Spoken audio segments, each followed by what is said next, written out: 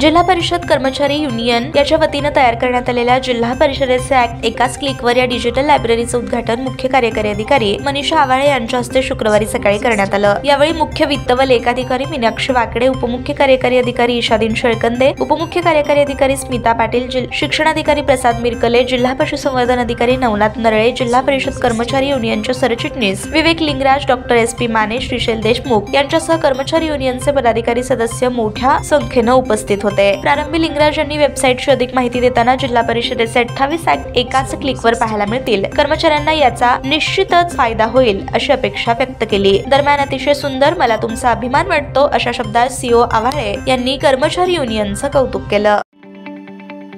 ताज्या बातम्या पाहण्यासाठी प्राईम महाराष्ट्र न्यूज चॅनलला सबस्क्राईब करा।